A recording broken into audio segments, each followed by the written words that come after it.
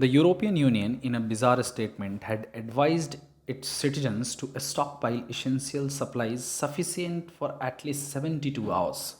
The advisory to 450 million inhabitants cited increasing risk of war, cyber attacks, climate change, and disease. On Wednesday, EU Commissioner for Crisis Management Hadja Lahbib panicked the European citizens by giving a warning which, according to her, reflects a broader strategy to improve civil readiness across the bloc. Though she did not mention Russia specifically, she said that the Ukraine war threatens European security. Lahbib stated, and I quote, "For 3 years in Ukraine, we have seen a battlefield of bombs and bullets, drones, fighter planes, trenches, and submarine.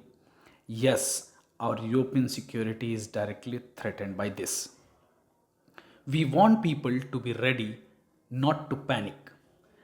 Labiba further said, and I quote, "Preparedness is not fear mongering, it is common sense in a time of uncertainty." Under the strategy, the EU is advising households to keep essential supplies such as non perishable food, bottled water, flashlights, batteries, first aid materials, and key documents. Citizens are also encouraged to have access to shortwave radio in case of power or communication outage. This advisory looks like the EU is preparing its citizens for war or just hyping the current geopolitical situation by creating a sense of panic to intensify hate towards Russia.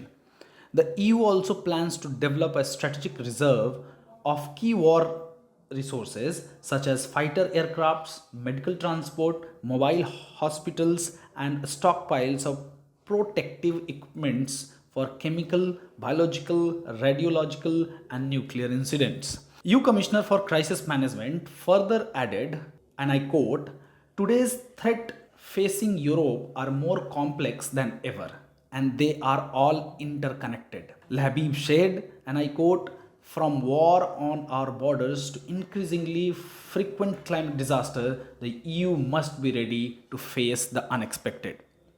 Almost every EU nation has persistently spread the misconception about Russia as a threat to regional security. Germany, France, Poland, and Finland, along with Baltic states, have raised concern over alleged Russian cyber attacks, disinformation campaigns, and political interference. These nations have constantly spread a sense of fear among their citizens and leaders by citing the Ukraine conflict as an example of aggressive behavior that pose a military threat to the EU. However, these nations have never mentioned multiple red lines drawn by Russia not to expand a military organization, NATO, eastward. Russia too have constantly denied any intention to attack NATO countries or the EU. Even Russian President Putin have rejected the created threat by EU as saying, and I quote, "nonsense meant to scare European population and increase military budgets." The program is similar to long-standing procedure in nations with more developed emergency plan and civil defense preparations such as Finland and Sweden.